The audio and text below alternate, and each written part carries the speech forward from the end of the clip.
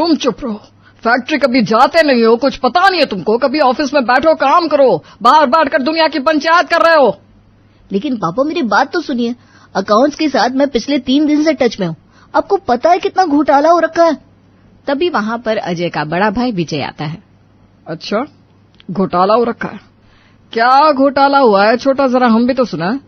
तभी वहां विजय की बीवी और अजय की भाभी, जो कि घर की बड़ी बहू होती है, वो आ जाती है, जिस पर उसके ससुर यानी कि अजय विजय के पिता को बहुत विश्वास होता है। बता बहू, क्या कह रहा है? ये बोल रहा है फैक्ट्री के अकाउंट में घोटाला है। तो इसे खाना टाइम पर नहीं देती है क्या? दिमाग खराब हो चुका है इसका। पापा विश्वास तो करिए, मुझे बस 2 दिन का समय दीजिए, मैं प्रूफ लाकर दे दूंगा। भाभी आप समझाइए ना पापा को, वो लोग अपने एम्प्लॉय पर बहुत ज्यादा विश्वास करते हैं।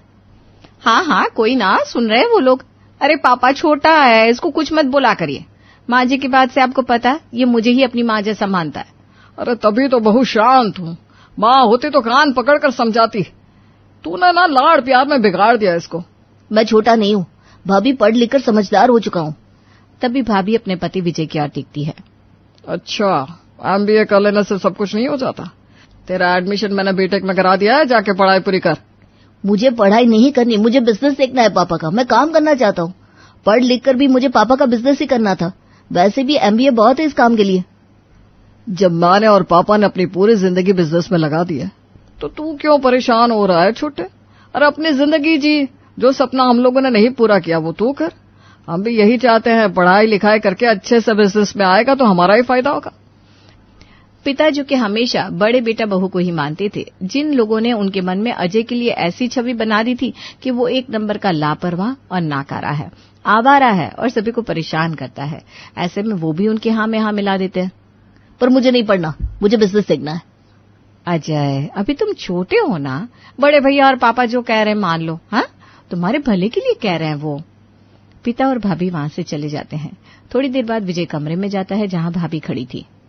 इसको क्या बिजनेस का भूत सवार हो गया? और घोटाले की क्या बात कर रहा है? आपने ठीक से काम नहीं किया क्या? अरे अकाउंट्स में तो तुम्हारा भाई है, पता नहीं क्या करता है। पूछने बैठो तो उल्टा आंख दिखाता है। अपने भाई को बोल दो कि वो नौकरी कर रहा था, नौकर की तरह रहा। अरे हाँ, हम तो नौकर है ना तुम लोगों के घर के।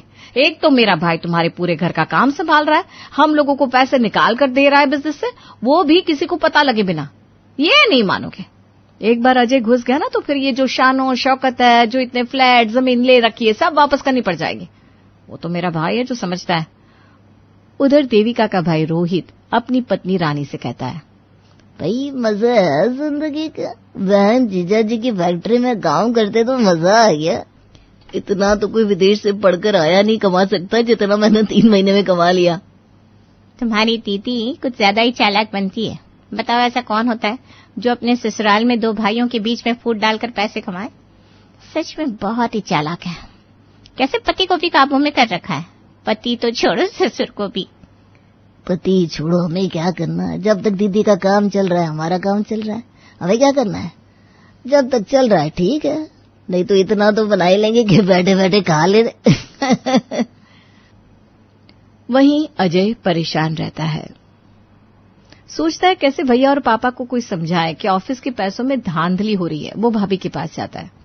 भाभी आप तो मेरा विश्वास करो, देखो मैं आपको सारे सबूत व्हाट्सएप कर रहा हूँ। फैक्ट्री में कोई तो है जो हमारे पैसों की हेराफेरी कर रहा है।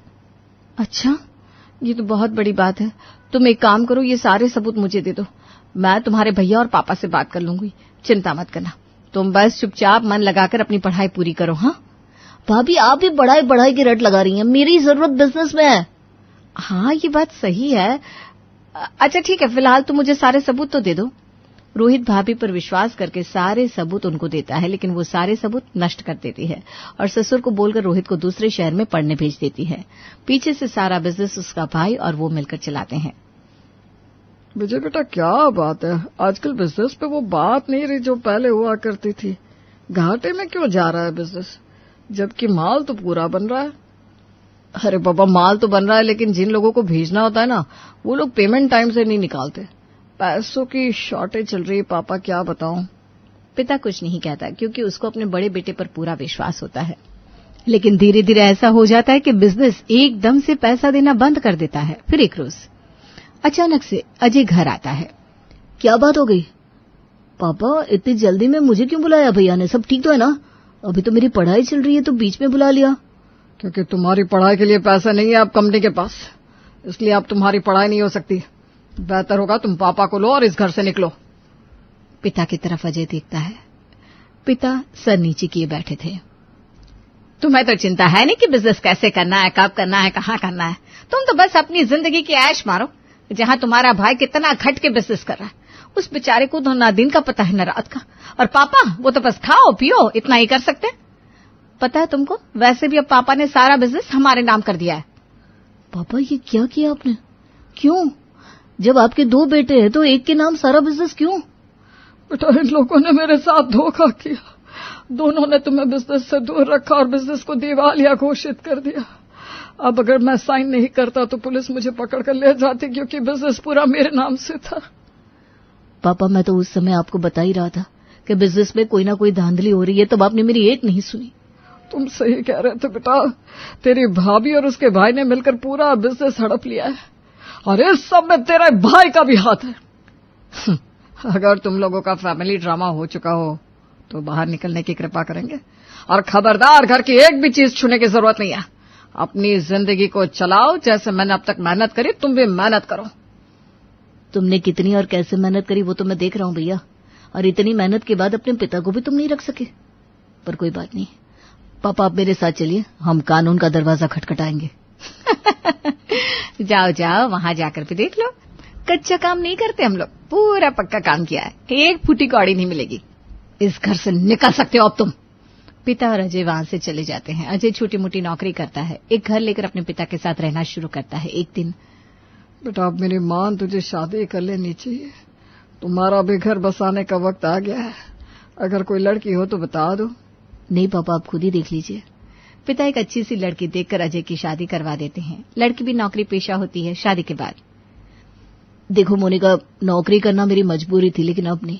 तुम नौकरी करो, मैं अपना बिजनेस सेट करूंगा। तुम्हारे पैसों से घर चलेगा और मेरे पैसों से बिजनेस। मोनिका चूंकि बहुत अच्छी लड़की थी, वो अजय की बात मान लेती है और अजय अपना बिजनेस सेट करने लगता है। पापा पता है आज मुझे कौन मिला था? कौन मिल गया बेटा? विजय मिला था। नाम मतलब उस धोखेबाज कहीं का। कहाँ मिले आपको बड़े भैया? आज एक पार्टी के साथ डील थी, बहुत बड़ा कॉन्ट्रैक्ट था, उसी के लिए हम दोनों ने अप्लाई किया था। और तुम्हें पता है कॉन्ट्रैक्ट किसको मिला? तुमको मिलेगा और किसे मिलेगा? कैसे सवाल करते हो बेटा? आपको कैसे पता पापा? जो इंसान अपने पिता अपने सगे भाई के साथ दगा करेगा, क्या भगवान उसका साथ देगा? कभी नहीं। अभी तो उसकी शुरुआत है। अभी देखो धीरे धीरे उसके साथ आगे क्या होता है।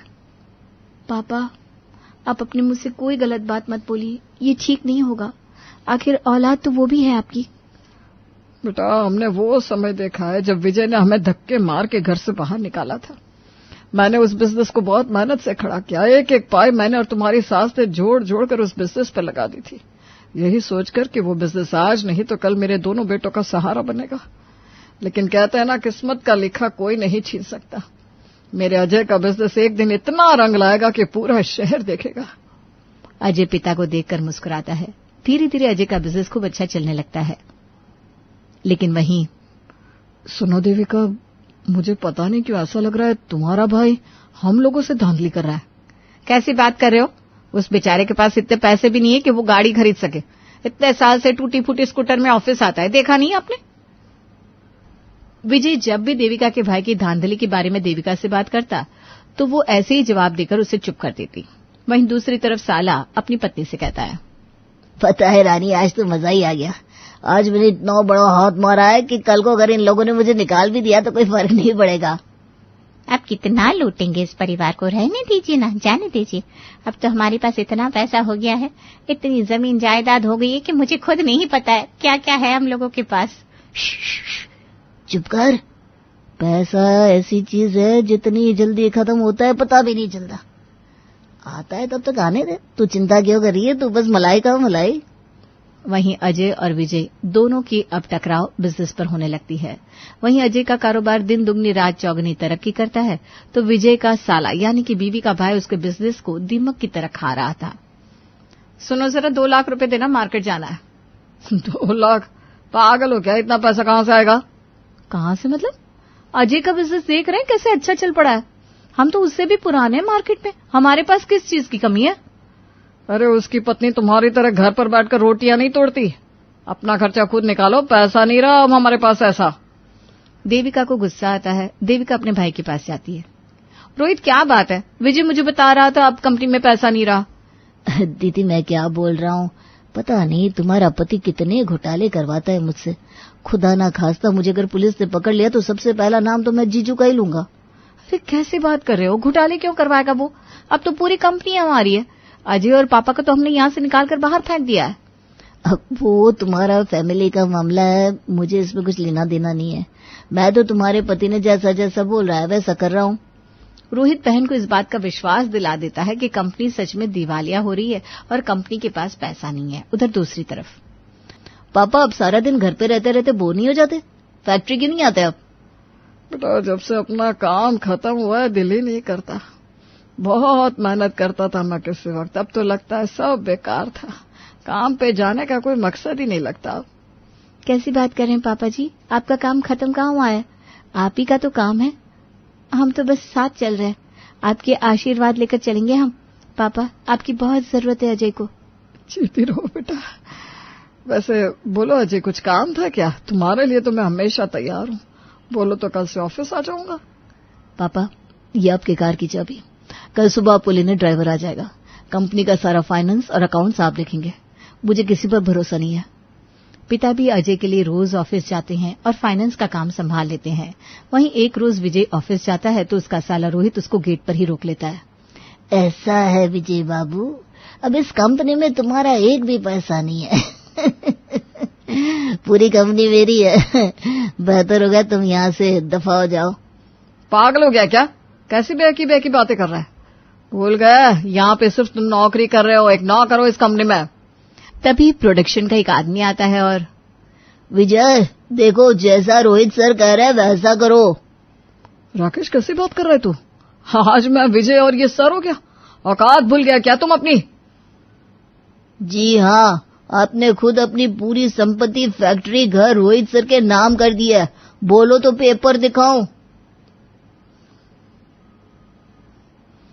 रहने दो राकेश, हम दोनों की मेहनत है कि आज हम दोनों ने मिलकर इतना बड़ा बिजनेस चलाया। तुमने मेरा साथ ना दिया होता तो मैं इस कंपनी का मालिक नहीं बनता। इतना ही नहीं, हम दोनों मिलकर करोड़ों नहीं कमाते। वरना ये तो अभी भी अपने भाई को धोखा देकर पूरी कंपनी घोटाले में ही कर रहा था। वैसे भी जैसी करनी वैसी बननी, निकलो यहाँ से महाशय। विजय घर आता है और देविका को सारी बात बताता है। देविका को विश्वास नहीं होता। कैसी बात कर रहे हो? विजय तो देविका पर भड़क जाता है। तुम्हारी वजह से आज मैं सड़क पर आ गया। कितनी बार तुम्हारे भाई को निकाला कंपनी से, लेकिन तुम होगी। अब अपने मायके जाकर मेरी पूरी बिजनेस मुझे वापस करवाओ, नहीं तो निकलो यहां से। देविका अपने भाई के घर जाती है जहां पर भाई की पत्नी। अरे दीदी आओ बैठो, क्या खाओगी? चुप करो समझी, कि तुम लोगों ने मेरी फैक्ट्री में क्या हाल मचा रखा है। आज विजय को रोहित ने ऑफिस के अंदर नहीं आने दिया। अरे रे, वो क्या है ना, रिश्तेदारों को काम पे रखना ठीक नहीं होता। फिर जीजा के सामने साला कैसे खुलकर काम कर सकता है। विजय भैया को बोलो ना कहीं और नौकरी कर ले। कंपनी अब हमारी है ना दीदी। अच्छा कंपनी तुम्हारी है? तुम लोगों को हमने नौकरी में रखा तो तुम धांधली करके हमारे साथ धोखेबाजी करोगे। भूल गए वो दिन जब गिड़गिड़ाया करती थी तुम मेरे सामने? हाँ तो आपको भी याद नहीं आपने कैसे अपने ससुराल वालों को धोखा दिया था। कर्मों का फल है दीदी, अब भुगतो। काफी कोशिशों के बाद भी जब बात नहीं बनती तो मियाँ बीवी क्या करते, एक दिन क्यों ना हम लोग अजय के पास चले, उससे मदद मांगते, वो जरूर मदद करेगा। कैसी बात कर रहे हो? पता है किस हालात में हम लोगों ने उसे घर से बाहर निकाला था। वो आखिर मेरा सगा भाई है, खून का रिश्ता है मेरा उससे। देविका को भी पति की बात में दम लगता है और दोनों अजय के पास जाते हैं। क्या लेने आए हो तुम दोनों यहाँ पर? निकलो यहाँ से। रहने दीजिए पापा जी, बात तो सुन लीजिए, क्या कह रहे। विजय सारी बात अपने पिता और अजय को बताता है। ये तो होना ही था भैया, मुझे तो पता था, तभी तो आपको बता रहा था कि आपका साला बहुत बड़ी धांधली कर रहा है, पर तब आपने मेरी बात नहीं मानी। खैर अब मुझसे क्या चाहिए? कुछ नहीं, बस इन्हें अपने बिजनेस में नौकरी दे दे। हम बहुत मजबूर है, तुम्हारे सिवा हम लोगों का कोई सहारा नहीं। पिता के लाख मना करने के बाद भी अजय मान जाता है और विजय को अपनी नौकरी में रख लेता है और फिर विजय ऑफिस ज्वाइन कर लेता है। वाह क्या बात है, ये तो पूरा खजाना है। ऐसा लग रहा है वापस मेरे हाथ में जायदाद आ गई। अब मैं इसका पूरा बिजनेस चौपट कर दूंगा, कहीं का नहीं छोड़ूंगा, तब मजा आएगा। और विजय बिजनेस में धांधली करना शुरू कर देता है, लेकिन उसकी धांधली ज्यादा दिन तक नहीं चलती। एक दिन अजय के पिता कहते हैं, अजय, विजय को रखकर तुमने बहुत बड़ी गलती करी। वो बहुत बड़ी हेराफेरी कर रहा है। कैसी बात कर रहे हो पापा? वो ऐसा क्यों करेगा? उसे पैसों की जरूरत है और हमने उसे नौकरी दी है। इतना पैसा तो उसको कोई नहीं देगा। बोलना तो नहीं चाहिए है तो मेरा बेटा, लेकिन उससे तुम्हारी तरक्की बर्दाश्त नहीं हो रही। बदले की भावना से तुम्हारे यहाँ काम कर रहा है, ये देखो सबूत। और पिता अजय के सामने सारे सबूत रख देते हैं। अजय को गुस्सा आता है। विजय, निकलो यहाँ से। आज के बाद मेरे दफ्तर में दिखना नहीं कभी। कुत्ते की पूंछ हो तुम। कितने साल भी पहाड़ के नीचे दबा दूं तो भी वैसी की वैसी रहेगी। निकलो यहाँ से और दोबारा आने की कोई जरूरत नहीं है। ये कहकर अजय विजय के सामने धांधली के सारे सबूत रख देता है। विजय सहम जाता है। डर के मारे वो काफी हाथ पैर जोड़ता है, लेकिन अब अजय नहीं मानता और अंत में विजय को वहां से निकलना ही पड़ता है। तब पिता उसे रोकते हैं। कहने को तो मेरे बेटे हो, लेकिन अफसोस होता है तुम्हारे कर्म देखकर। इतना पैसे का लालच किया, ये सारा पैसा ऊपर लेकर जाओगे। विजय के पास इस सवाल का कोई जवाब नहीं होता। वो वहां से निकल जाता है। बहू, ओ बहू, क्या है सारा दिन सोती रहती है?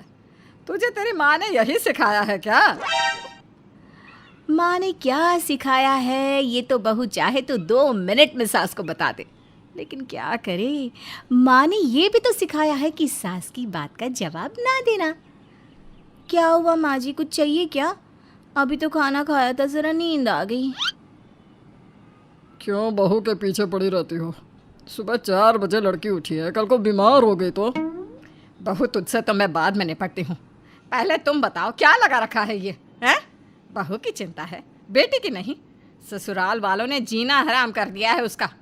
पता भी है सारा दिन काम करती है, कब से कह रही है पापा आकर ले जाओ, लेकिन तुम बहू का दर्द देख रहा है, बेटी का नहीं। अरे बेटी की सास कुछ दिनों के लिए आई है, 10 दिन में चली जाएगी। क्या वो 10 दिन भी बहू का ऑर्डर नहीं दे सकती? एक तुम हो जो सारा दिन बहू के सर पर चढ़कर नाचती रहती हो। सास को आ जाता है गुस्सा। वो किचन से बेलन लेकर आती है और पति को मार ही रही होती है कि बहू बीच में आ जाती है। माँ जी रहने दीजिए, पापा जी को मत मारिए, बताइए क्या करना है। ससुर बेचारा डर की मारे वहां से निकल जाता है। बड़े आए थे मेरी बेटी के बारे में बोलने वाले। अरे बहू के माँ बाप को तो पता था सास साथ रहती है, नहीं करते शादी। मैंने तो जानकर अपनी बेटी की शादी ऐसे लड़के से की जिसके माँ बाप साथ नहीं रहते। बहू जाकर छत से कपड़े ले, उसे प्रेस कर और सबकी अलमारी में रख दे, क्योंकि मुझे तो अभी ये भी देखना बाकी है कि आज सास भी बहू थी के एपिसोड में क्या आ रहा है। तो देखा, बहू बेचारी जिस पर न सिर्फ घर के काम की चिंता है बल्कि ये भी कि घर में ससुर पर किसी भी प्रकार की हिंसा ना हो। बहू घर का सारा काम करती थी, किसी की बात का ना जवाब देती ना कुछ कहती, और यही वजह थी कि पूरा घर उस बेचारे से घर के सारे काम करवाता। कहीं का भी गुस्सा क्यों ना हो वो उतरता बहू पर। भाभी, ओ भाभी, क्या है ये? तुम्हारी वजह से आज मेरा नाटक में सिलेक्शन नहीं हुआ। पता नहीं क्या करवा कर मानोगी इस घर में, इतनी मनहूसियत फैला कर रखी है। क्या हो गया दीदी, मैंने तो कुछ नहीं किया। यही तो रोना है भाभी कि आपने कुछ नहीं किया। अरे देखिए देखिए, कुर्ता कहाँ था? अरे धोकर प्रेस कर देती, लेकिन नहीं, आपको तो सोने से फुर्सत मिली तब ना। हाँ, लेकिन ये कुर्ता तो मैंने हाथ से धोकर प्रेस करके आपकी अलमारी में रखा था। क्या हो गया इसे? प्रेस करके रखा था? कहाँ रखा था? मुझे तो ये सोफे से मिला। तभी ससुर आ जाते हैं। अरे बेटा, वो मुझे लगा कि मेरी बनियान है ये।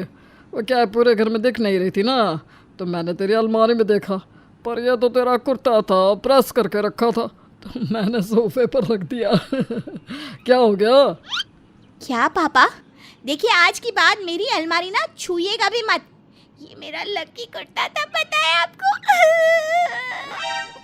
तभी सास आ जाती है, उसे सारा मसला पता चलता है। हाँ तो गलती फिर भी बहू की ही तो है। अरे कहाँ गया आपका वो बनियान? अच्छा से चिमटी लगाई नहीं होगी, उड़ गई होगी बनियान। अरे तेरा बाप देगा क्या पैसा? एक बेटी सब सुन सकती है, लेकिन कह लो कि पापा की बुराई कतई नहीं। इस बार बहू बोलती है, माँ जी पापा को कुछ ना बोलिए, वो तो आप लोगों के घर भी नहीं आते कभी। उनके पास जो था सब आप लोगों को दे दिया, और आप 20 रुपए की बनियान के लिए मेरे पापा को कोस रही हैं। हाय रे, अब तो घर में तूफान आना तय था। पापा की परी ने पापा की साइड ले ली थी ना।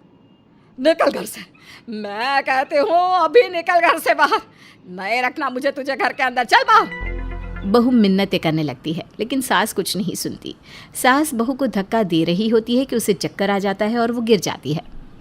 बहाना बना रही है, फेंको इसे अभी। अरे रहम कर लो, किसी की बच्ची है ये, क्या हो गया है तुम्हें? तभी दरवाजे पर बेटी आ जाती है। माँ क्या हो गया भाभी को? मेरी सास आई है मिलने, वो 10 दिन के लिए गांव से आई थी ना, तो बोल रही थी कि तेरे मायके चलते हैं सबसे मिलने। ओहो, ये क्या? बेटी की सास सामने खड़ी और बहू वो तो जमीन पे पड़ी। छी छी छी, कैसे लोग हैं, बहू को घर से निकाल रहे हैं। ऐसे घर की बेटी का भी यही हाल होना चाहिए। अरे कैसी बात कर रही है बहन जी, बहू को क्यों निकालेंगे? अरे ये तो लक्ष्मी है हम लोगों के घर की, वो तो चक्कर खाकर गिर गई ना, तो उठाकर कमरे में ले जा रहे थे। सास को ना चाहते हुए भी बहू को कमरे में ले जाना पड़ा। बहू कमरे में, सामने खड़ा डॉक्टर, सास, ननद और ननद की सास। बधाई हो जी, बहू रानी माँ बनने वाली है और आप दादी। अरे वाह, क्या खबर सुनाई है, मैं तो निहाल ही हो गई, भगवान ने मेरी सुन ली। तभी बेटा भी आ जाता है, उसे भी बाप बनने की खुशखबरी मिलती है और फिर क्या, अगले दिन से बहू फिर से काम पर लग जाती है जैसे वो प्रेग्नेंट ही ना हो। क्या है बहू, ये रोज रोज डॉक्टर के पास पहुंची रहती है, पता है कितना खर्चा होता है? बच्चा ना हुआ कोई सोने का सिंहासन हो गया।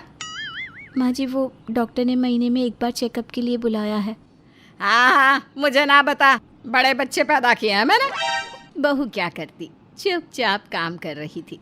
फिर वो दिन भी आ जाता है जब बहू माँ बनती है और घर में आ जाता है एक प्यारा सा पोता। अरे बच्चे के कपड़े पूरे घर में फैले रहते हैं। भाग्यवान हो कि घर में किलकारियाँ गूंज रही है, नहीं तो पता ना। हाँ, लेकिन घर घर कम प्ले स्कूल ज़्यादा लग रहा है, सारे घर में सूसू की बदबू। सास अब बहू के पीछे बच्चे को कोसना भी शुरू कर देती है। अरे पूरी रात कल मुँह रोया है, ना सोया है ना सोने दिया। ए बहू, खाना बन गया हो तो जरा सर पर तेल लगा दे। बहू किचन में थी, उसे सास की आवाज़ सुनाई नहीं देती। वो कटोरी में तेल लेकर पास ही बैठकर बच्चे की मालिश शुरू कर देती है। माँ जी खाना बन गया है, बस डालकर खा लीजिएगा, मैं छोटू की मालिश कर देती हूँ। सास ये सुनकर गुस्सा हो जाती है। हाँ, कर दे, इसी की मालिश कर दे, इसी को दे दे सब, हम तो सब पागल है ना। घर हमारा और ऐश करिए चूजा। अगर आज रात भी रोया है ना तो कल सुबह ही दोनों को घर से बाहर निकाल दूंगी। बहू को सास की बात पर गुस्सा आ जाता है। माँ जी निकाल दीजिए, मैं तो कहती हूँ ये इस घर का बराबर का हिस्सेदार है, तो इसे इसके हक के पैसे और जायदाद दे दीजिए, और ना हो तो रुकिए वकील को बुला देती हूँ और फिर निकाल ही दीजिए। सास देखती है कि बहू किसी को फ़ोन कर रही है तो वो शांत हो जाती है। शाम को चाय पीते हुए, सुनो जी, एक बात तो बताओ, ये घर किसके नाम पर है? मेरे नाम पर क्यों? अरे वो क्या है ना, कल बहू जो बोल रही थी। सही तो बोल रही थी। अरे अपने पर आ गई ना तो वो इस पूरे घर में से पूरा आधा हिस्सा उसे दिलवा कर रहेगी, समझी? तो एक काम करो ना, ये घर मेरे नाम कर दो। तभी बहू आ जाती है और सास को पकौड़ी की प्लेट देती है और वहाँ से चली जाती है। न जाने क्यों पहली बार इसके आने से मुझे डर लगने लगा है।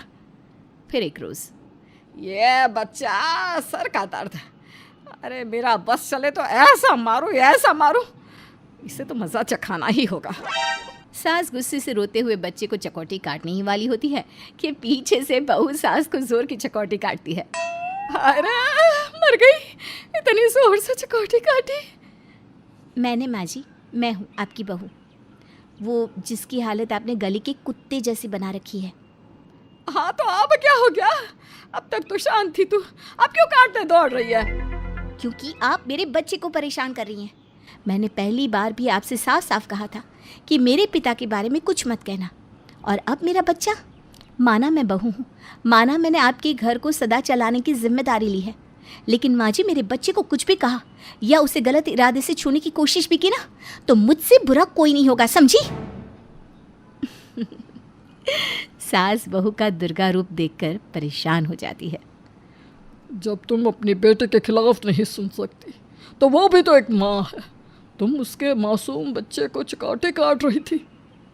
बहू शांत रह सकती है, लेकिन माँ कभी नहीं। शाबाश बहू, हम सब तुम्हारे साथ हैं। झलक और निशान की शादी का मुहूर्त हाल ही में निकला था। अगले महीने उनकी शादी भी होने वाली थी। हर लड़की की तरह हमारी झलक को भी बस इसी बात की चिंता थी कि शादी के बाद वो रसोई कैसे संभालेगी। माँ, ये सब्जी चक्कर देखो ना कैसे बनी है। अरे सुबह से रसोई में खड़ी है बेटा, अब बस भी कर, सब कुछ अच्छा ही बना है। अरे माँ, मैंने कहीं पढ़ा था कि शादी सिर्फ खुशी के लिए नहीं बल्कि एक बड़ी जिम्मेदारी होती है। इसलिए मुझे ना बस आप इतना बताओ कि ये टिंडे की सब्जी कैसी बनी है। बहुत अच्छी बनी है सच में बेटा, ऐसी सब्जी कि हर कोई टिंडे खा लेगा। माँ, आप सच कह रही है ना? कहीं ऐसा तो नहीं कि मेरा मन रखने के लिए कह रही हैं आप? अरे नहीं बेटा, तुम्हारा मन रखने के लिए नहीं, सच में सारी सब्जियां बहुत अच्छी बनी है। आपको पता है माँ, आज मेरी सास का फ़ोन आया था। कह रही थी उनके बेटे बहुत नखरीले हैं, सब्जियां खाने में बहुत आनाकानी करते हैं। इसलिए मैं चाहती हूँ कि मैं ऐसा खाना बनाऊँ उन्हें इतना पसंद आए कि वो ना ही ना कह पाए। अरे बेटा, ऐसे ही होता है।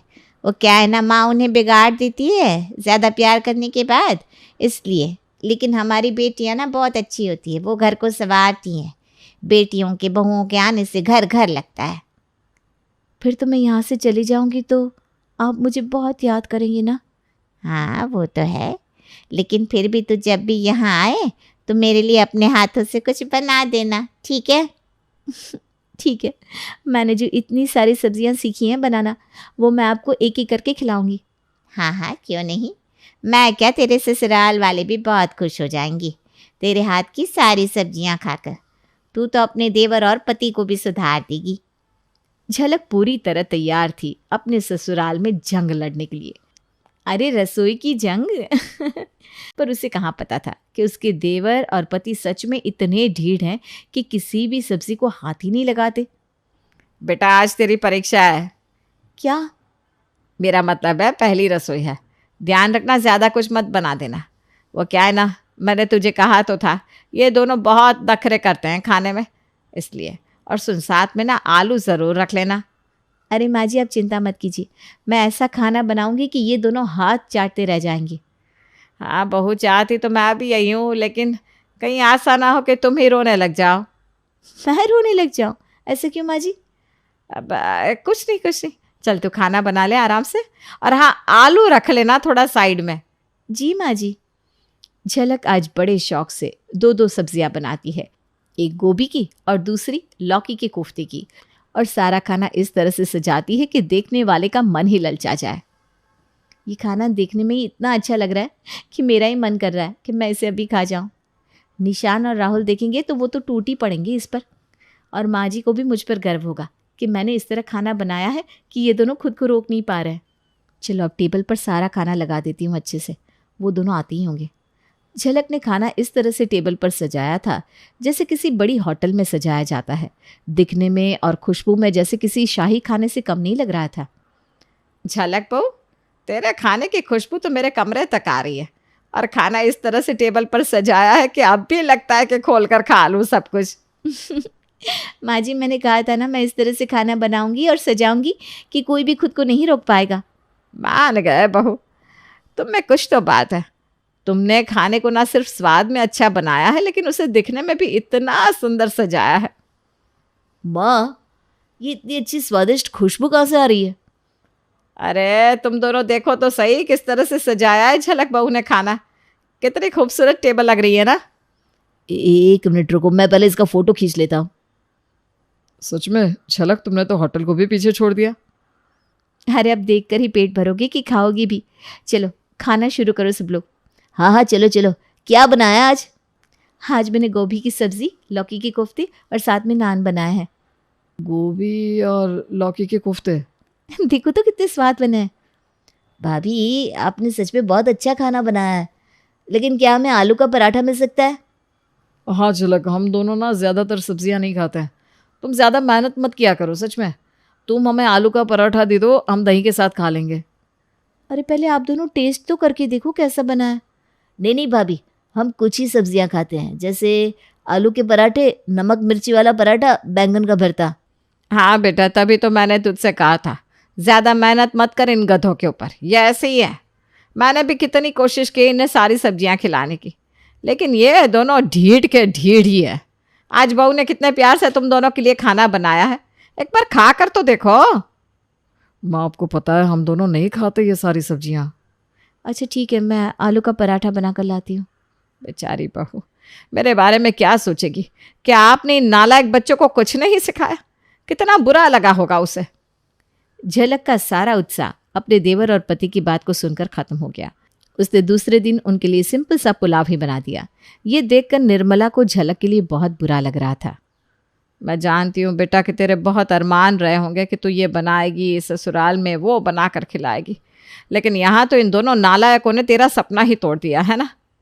हाँ माँ जी, मैंने कितनी सारी अच्छी सब्जियां सोच कर रखी थी कि रोज़ कुछ ना कुछ अलग अलग बनाकर खिलाऊंगी सबको, लेकिन मुझे क्या पता था कि ये दोनों तो बिल्कुल भी सब्जियों का हाथ ही नहीं लगाते।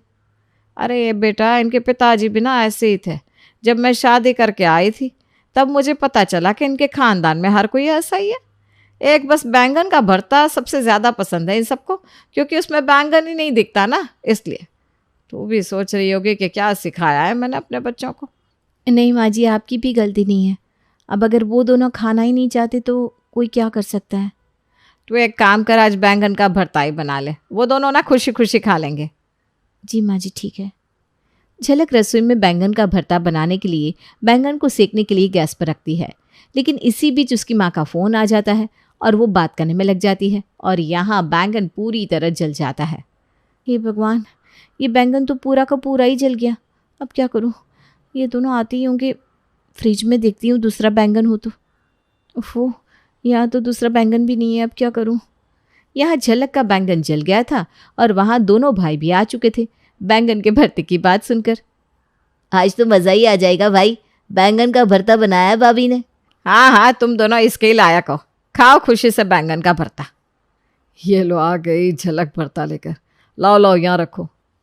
झलक भरते का बर्तन टेबल पर घबराती हुए रखती है, जिसे देखकर सब लोग तो बड़े उत्साह में थे, लेकिन झलक के चेहरे पर 12 बजे हुए थे। अरे ये दोनों बर्तन खोलते ही समझ जाएंगे ये बैंगन का नहीं लौकी का भरता है। एक काम करती हूँ, इन दोनों के लिए आलू के पराठे बनाना शुरू कर देती हूँ, इससे पहले कि ये चिल्लाना शुरू कर दे। भाभी ये कौन सा भरता बनाया है? सच में इसका स्वाद बिल्कुल अलग है, पर बहुत अच्छा है। क्या? हाँ सच में बहुत अच्छा बना। मैं तो आज 2 रोटी ज़्यादा ही खाऊंगा। क्या हुआ बहू, तू इतनी घबराई हुई क्यों लग रही है? नहीं नहीं, मैं तो खुश हूँ, इन्हें ये भरता पसंद आया। राहुल और निशांत को पता ही नहीं चला कि वो भरता बैंगन का नहीं बल्कि लौकी का था।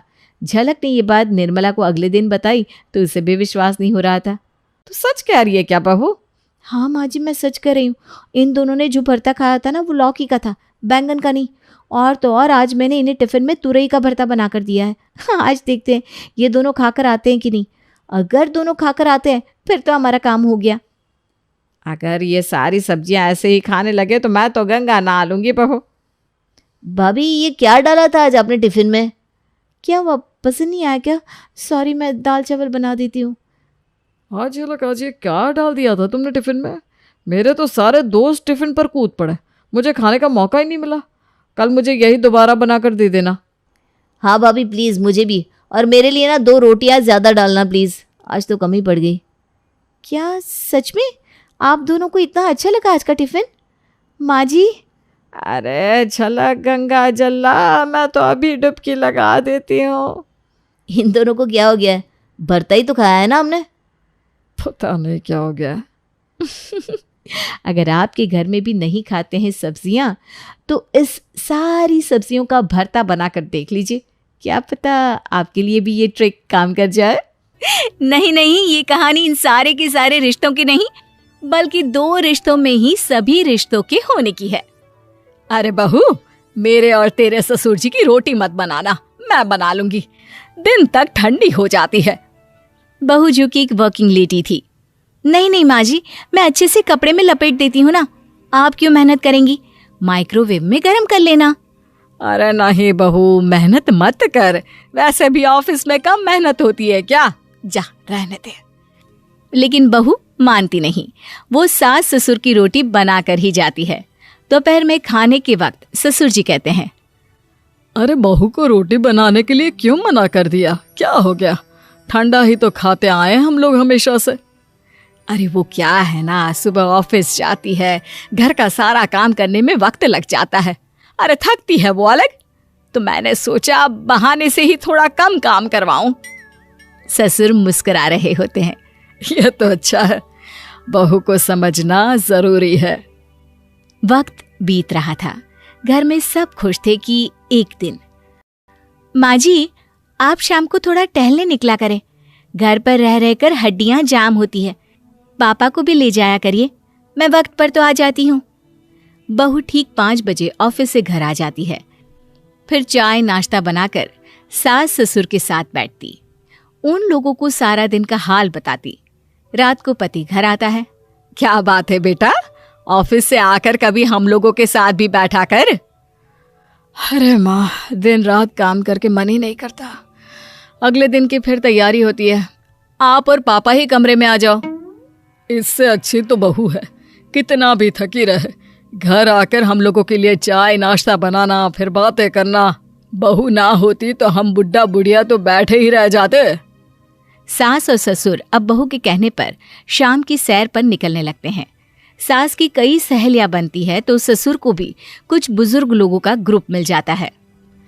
कैसा रहा सहेलियों के साथ शाम का वक्त? हम लोगों ने तो भाई खूब योगा किया। अरे हम लोगों को गप्पों से फुर्सत ही नहीं होती। वैसे मिसेस मल्होत्रा आज बहू के बारे में कुछ बोल रही थी। तभी वहां ऑफिस से बहू आ जाती है जो जींस और टॉप में होती है। क्या बात है माँ, क्या कह रही थी आपकी सहेली आपकी बहू के लिए? सास इस बार बहू को कुछ अलग तरीके से देखती है और उल्टा सवाल ही दाग देती है। क्या कह रही थी वो हटा, ये बता, तेरे ऑफिस में तो मर्द भी काम करते होंगे ना? बहू जो अब तक मजाक कर रही थी वो सीरियस हो जाती है। मर्द होंगे नहीं माँ जी, मर्द ही ज्यादा है, हम 5 ही लड़कियां हैं ऑफिस में। अरे तो अच्छा लगता है क्या ऐसे कपड़े पहनती हो? कल से तुम ना साड़ी पहनकर ऑफिस जाना, और हाँ, शाम का नाश्ता थोड़ा जल्दी बनाया करो, नाश्ता बनाकर बाद में ही ऑफिस के कपड़े चेंज करने जाना। बहू को समझ में नहीं आता कि सास को हो क्या गया है, लेकिन वो कुछ नहीं कहती, सीधे किचन में जाकर चाय नाश्ता बनाती है और सास ससुर को दे देती है। अगले रोज बहू ऑफिस के लिए तैयार होती है तो खूब सुंदर सी साड़ी पहनती है और ऑफिस के लिए निकलने से पहले सास और ससुर के पैर छूती है और निकल जाती है। क्या बात है, आज मेधा के ऑफिस में लग रहा है कोई फंक्शन है। अच्छा, पता नहीं, मुझे तो बताया नहीं, वैसे तो सारी बात करती रहती है। अरे देखा नहीं कैसे साड़ी पहनकर जा रही थी? अरे वो तो मैंने ही बोला है उसे। अरे अच्छा लगता है क्या रोज रोज ऐसे सूट या जींस में जाना? बहू हो, बहू बनकर रहो। और आप भी ना मेधा मेधा मत किया करिए, बहू बोला करिए, सर पर चढ़ जाएगी तो दिक्कत हो जाएगी। सास अब बहू को बहू जैसा रखने लगती है, हर बात पर रोका टोकी, हर बात पर ताने। क्या बात है, आजकल लेट आ रही हो ऑफिस से?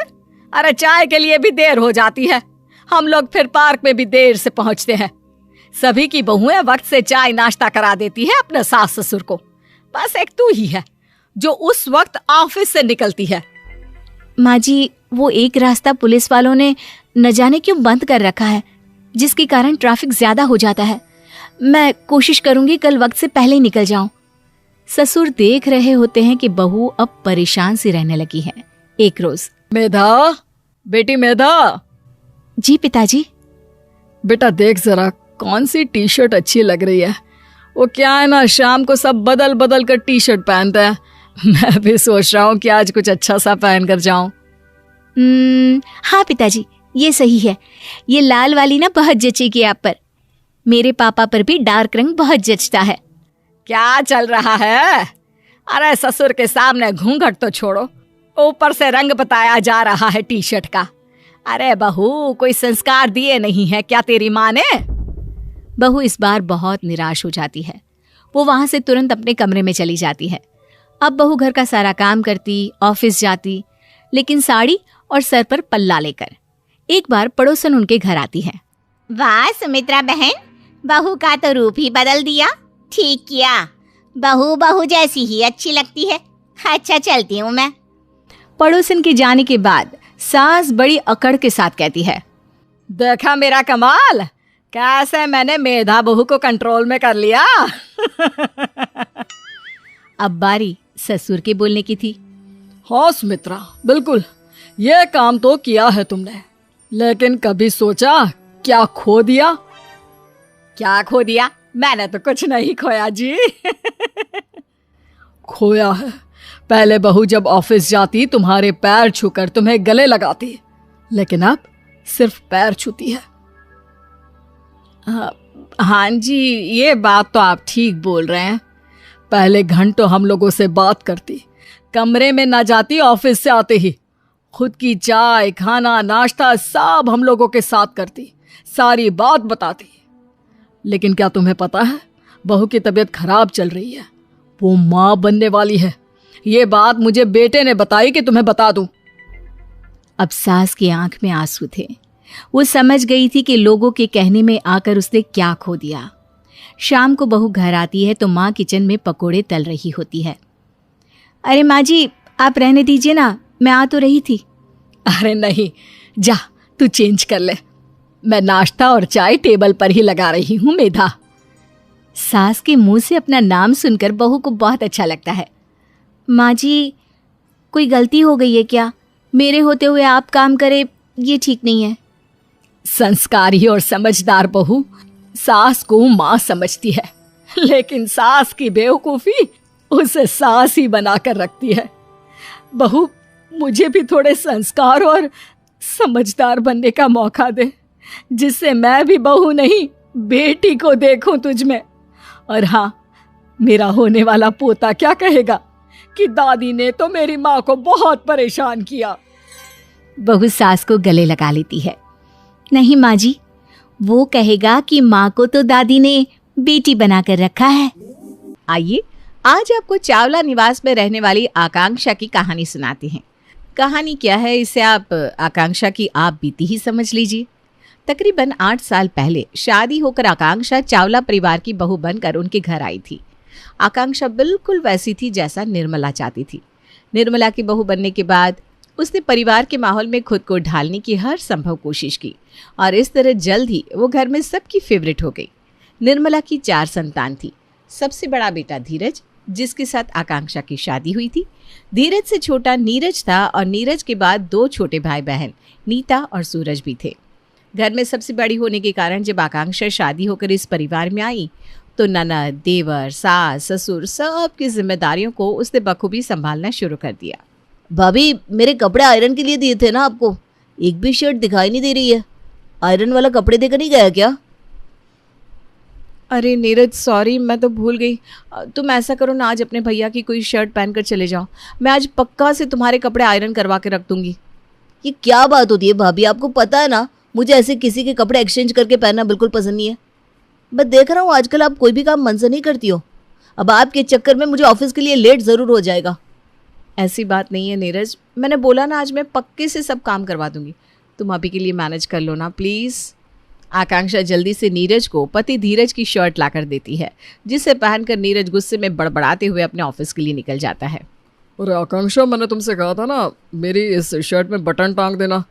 पिछले हफ्ते से ये काम पेंडिंग है, अभी तक बटन नहीं लगाया तुमने। अरे मेरे तो दिमाग से निकल गया था। तुम नाराज़ मत हो, प्लीज़ कोई और शर्ट ट्राई कर लो ना। इसको यहीं साइड में रख दो, मैं जैसे ही टाइम मिलेगा ना फटाफट इसमें बटन डाल दूंगी। 1 हफ्ता हो गया, तुम्हारे पास 5 मिनट का टाइम नहीं है? कितना टाइम लगता है एक बटन टांगने में? देखो धीरज प्लीज, सुबह सुबह काम का समय है, बहुत सारा काम पेंडिंग है किचन में। अब इस समय मैं तुम्हारा बटन लेकर बैठूंगी ना तो नाश्ते के लिए देर हो जाएगी, और तुम्हें भी तो ऑफिस निकलना है ना। प्लीज इस समय तुम कोई और शर्ट पहन के मैनेज कर लो ना। मैं बोल रही हूँ ना, प्रॉमिस आज मैं सब काम कर दूंगी। अभी आकांक्षा धीरज से बात कर ही रही थी कि इतने में सास की आवाज सुनाई देती है। अरे आकांक्षा, भाई तुम टाइम देखना भूल गई हो क्या? क्या बात है, पहले तो 7 बजे तक चाय हमारे कमरे में आ जाती थी, लेकिन देख रहे हैं जैसे जैसे समय बीत रहा है ना, तुम्हारा काम एकदम ढीला रहने लगा है। 8 बजने को है लेकिन अभी तक चाय नहीं मिली। अब कहो तो कल से हम ही उठकर चाय बना लिया करें। देख लो धीरज, यही होता है, शादी के कुछ सालों बाद सास ससुर की इज्जत नाम के लिए बचती है। माँ जी मैं अभी अंश को छोड़कर आती हूँ, उसके स्कूल बस का टाइम हो गया है, उसके बाद आकर आपके लिए चाय बना देती हूँ। इतना कहकर आकांक्षा सास का जवाब सुने बिना ही बेटे अंश का हाथ पकड़कर तेज कदमों से घर से बाहर निकल जाती है। कभी कभी तो मुझे ऐसा लगता है इस घर में काम करते करते मैं पागल हो जाऊंगी। अरे काम करने वाली मैं अकेली और ऑर्डर चलाने वाले इतने सारे लोग, किसी को जरा सी भी शर्म नहीं आती कि थोड़ा सा हाथ पैर खुद भी हिला लिया करे, कभी किसी के काम में मदद भी करवा दे। जिसे देखो चला आता है एक नई फरमाइश लेकर। और सबसे बड़ी बात, एक का भी काम ना होना टाइम से तो ऐसे मुंह फुला लेते हैं जैसे मैंने आज तक कभी किसी के लिए कुछ किया ही नहीं। पति तो पति, यहाँ देवर और ननद भी ताने मारने से पीछे नहीं हटते। पता नहीं कब ये सब ठीक होगा। अब तो मैं माँ जी से बोल देती हूँ कि जल्दी से नीरज की शादी करे और लेकर आए उनके लिए दुल्हनिया। अरे कम से कम इन साहबजादे के काम तो थोड़े कम होंगे मेरे ऊपर से। इनकी पत्नी आएगी तो अपने पति की जिम्मेदारी तो संभालेगी। आकांक्षा बड़बड़ाते हुए बस स्टॉप तक पहुंच गई थी। वहां जाकर उसने फटाफट से अंश को बस में बिठाया और तेज कदमों से अपने घर की ओर लौट गई। घर पहुंचकर कितनी देर लगा दी तूने लौटने में। ये देख वंश कब से रो रहा है, बिल्कुल संभलता ही नहीं है। तू देख क्या हुआ इसे। देखती हूँ, लाइए मुझे दीजिए। आकांक्षा ने अपनी 1 साल की बेटी को गोद में उठाया और उसे चुप कराने की कोशिश करने लगी। अरे भाभी, मम्मी कब से चाय के लिए बोल रही है, फटाफट से चाय बना कर दे दो ना यार उनको। मुझे कॉलेज के लिए देर हो रही है, मैं निकल रही हूँ। मेरी जिंदगी तो चक्कर घिन्नी बनकर रह गई है। एक बार में कितने काम करूं मैं। अभी वंश को दूध पिला रही हूँ, थोड़ा टाइम लगेगा, तब तक थोड़ा वेट कर लीजिए। हर गुजरते समय के साथ आकांक्षा का गुस्सा और चिड़चिड़ाहट बढ़ती जा रही थी। एक दिन, बहुत हो गया माँ जी, अब कब तक इंतजार करना पड़ेगा।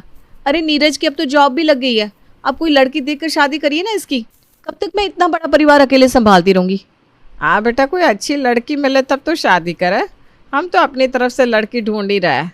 जैसे कोई ठीक ठाक सी लड़की मिलेगी ब्याह कर देंगे इसका, तो फिक्र ना कर। हाँ, बार बार आकांक्षा के दबाव देने के कारण अब निर्मला ने नीरज के लिए लड़की ढूंढने का काम और तेज कर दिया था। कुछ दिनों में उन्हें रजनी नाम की एक लड़की मिलती है जिसके साथ नीरज की शादी की बात पक्की हो जाती है। कुछ दिनों में नीरज और रजनी की शादी हो जाती है और रजनी देवरानी बनकर आकांक्षा के घर पहुंच जाती है। आकांक्षा बहू, कई दिन हो गए, आज तुम बढ़िया सी चटनी पीस लेना। धनिया मिर्ची पुदीना वगैरह ला कर रख दिया है तुम्हारे बाबूजी ने। ठीक है माँ जी, अभी तो मैं मुन्ना की मालिश कर रही हूँ, फ्री होकर बनाती हूँ चटनी। मुन्ना की मालिश करने के बाद आकांक्षा रसोई में जाती है और चटनी बनाने के लिए धनिया और पुदीना वगैरह साफ करने लगती है। आकांक्षा, मुझे लग रहा है मुन्ना ने डायपर गंदा कर दिया है, इसे चेंज कर दो जरा। जी अभी आई। आकांक्षा चटनी छोड़कर कमरे में जाती है और मुन्ना की साफ सफाई करने के बाद दूध पिलाने लगती है। कुछ देर बाद, अरे रजनी बहू, ये चटनी का सामान तो अभी तक रसोई में ऐसे ही पड़ा है। मैंने आकांक्षा से बोला था कि चटनी बना लेना, उसने अभी तक बनाई नहीं। अम्मा जी क्या बताऊँ मैं बोलूँगी तो आप कहोगी कि मैं बोल रही हूँ। अब देखो चटनी बनाने में कौन से 2-4 घंटे लगते हैं, मुश्किल से 5 मिनट का काम है, लेकिन उसमें भी दीदी जानबूझकर बीच में छोड़कर चली गई। मैं आपको एक बात बताऊँ, ऐसे छोटे छोटे कामों के लिए ना अब दीदी को मत कहा करो। अब मैं आ गई हूँ ना आपकी छोटी बहू, आपने मुझसे कहा होता तो मैं 2 मिनट में आपको ऐसी टेस्टी चटनी बनाकर खिलाती कि आप उंगलियां चाटती रह जाती। अच्छा ऐसी बात है, तो ठीक है, अब से अपने छोटे मोटे कामों के लिए ना मैं तुझे आवाज़ लगा दिया करूँगी। ठीक ही कह रही है तू, किसी भी काम के लिए कहो ना तो इसकी शक्ल पर 12 बजे रहते हैं। ठीक ही कह रही है माँ जी आप, छोटा मुँह बड़ी बात। अब कल ही देवर जी ने भाभी से बोला कि उनकी टी-शर्ट में थोड़ा दाग लग गया है, उसे साफ कर दे। लेकिन देखो बाकी सारे कपड़े धुल गए, लेकिन देवर जी की वो टी-शर्ट अभी तक जस की तस रखी हुई है। आप कहो देवर जैसे के कोई भी काम हो तो मुझे याद कर लिया करे। अरे भाई क्या ज़रूरत है 5 मिनट की काम को 5 दिन में करवाने की, मैं करके दूंगी ना। और अब आपको ना बिल्कुल भी उदास होने की ज़रूरत ना है। अब इस घर में आपकी एक बहू नहीं है, बड़ी भाभी तो नहीं करती तो छोड़ दीजिए, मैं हूँ ना, मैं सारे काम कर दिया करूँगी। भाभी को तो आदत है हर काम को लंबा खींचने की। आकांक्षा, शाम को मेरे फ्रेंड के यहाँ डिनर पर चलना है, तुम तैयार रहना। जी ठीक है। पूरा दिन काम निपटाते निपटाते आकांक्षा को शाम हो गई थी। उसे अपने लिए समय ही नहीं मिला था, यहाँ तक कि वो कोई ड्रेस भी सिलेक्ट नहीं कर पाई थी। 7:30 बज गए। धीरज कुछ ही देर में आते होंगे, मुझे ऐसे हुलिये में देखेंगे तो नाराज़ हो जाएंगे। साड़ी पहनने का भी टाइम नहीं है, फटाफट से सूट डाल लेती हूँ। आकांक्षा जल्दी जल्दी एक हल्का सा सूट निकाल कर पहन लेती है और दोनों बच्चों को भी रेडी करने लगती है। कुछ ही देर में धीरज घर आ गया था। जल्दी जल्दी वो लोग पार्टी में पहुंचते हैं। पार्टी से लौटते समय, तुमने देखा आकांक्षा कैसे रहती हैं बाकी औरतें, और एक तुम अपने आप को देखो।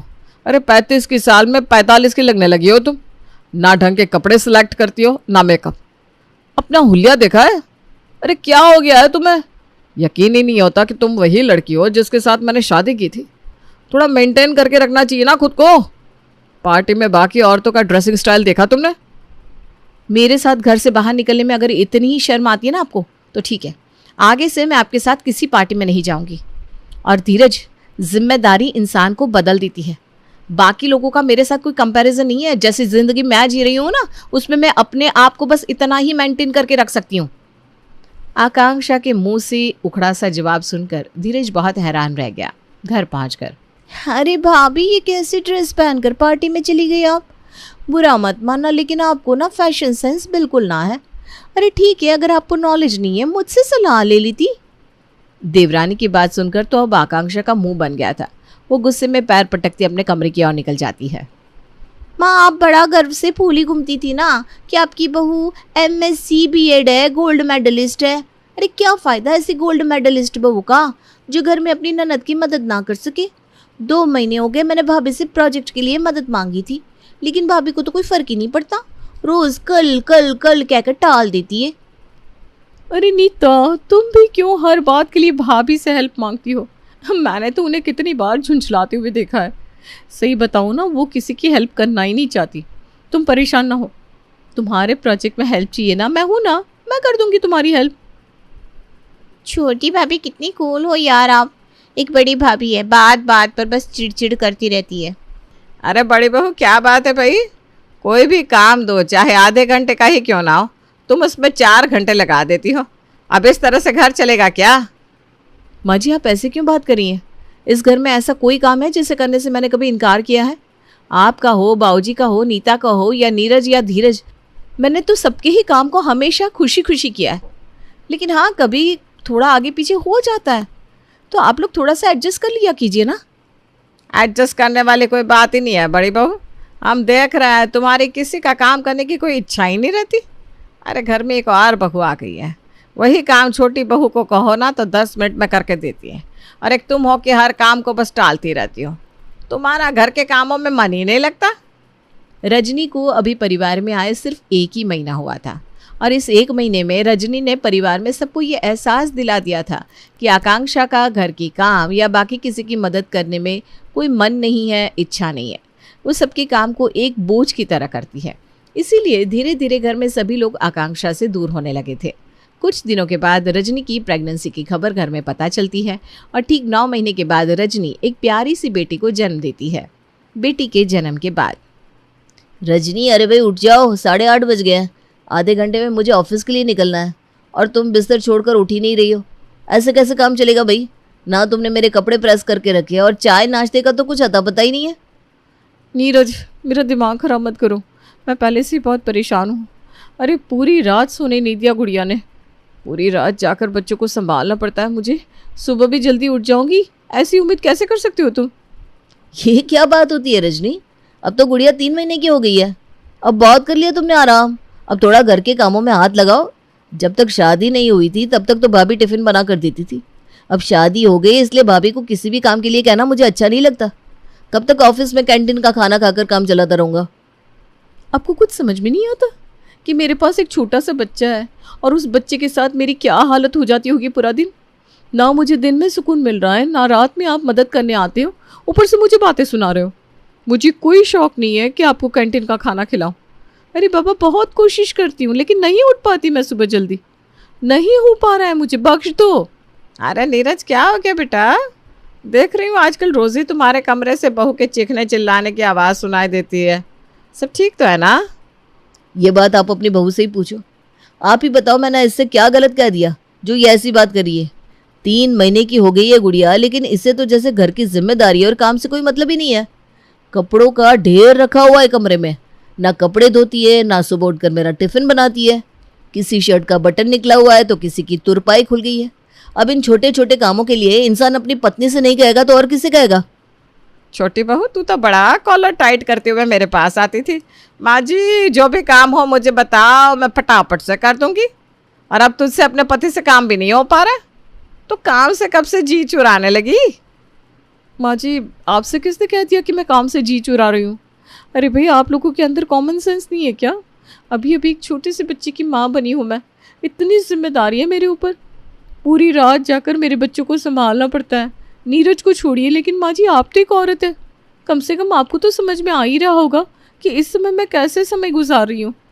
आपसे तो मुझे ये उम्मीद बिल्कुल भी नहीं थी।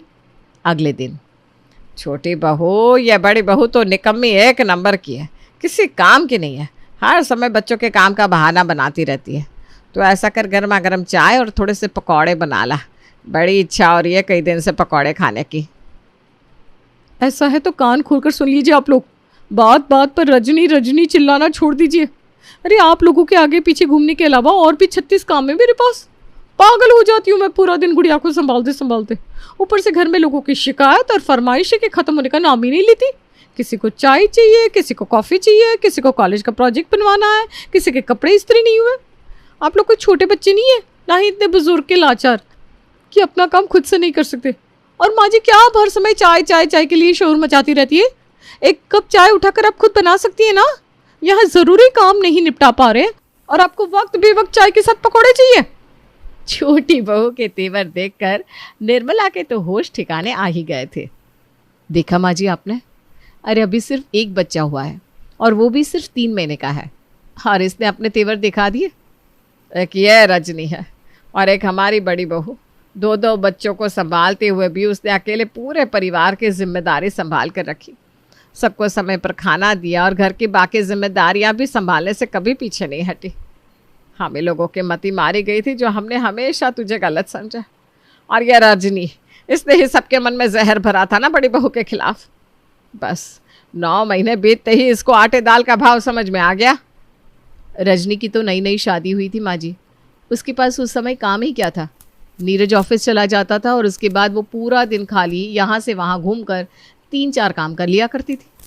लेकिन शिकायत तो मुझे आपसे है। आपके साथ मैंने इस घर में 8 साल बिताए हैं, लेकिन उसके बाद भी आपने मुझे नहीं समझा, बल्कि आप रजनी की बातों में आ गई। बच्चों और घर की जिम्मेदारी के बीच फंसकर अब मुझे कोई काम में देर होती या मैं कोई काम भूल जाती तो आपको भी ऐसा लगता था कि मैं घर के कामों में ध्यान नहीं लगा रही हूँ। क्या आपने कभी समझना चाहा कि एक हाउसवाइफ जो 2 छोटे छोटे बच्चों की माँ भी है, उसके लिए 2 मिनट का समय निकालना कितना मुश्किल होता है?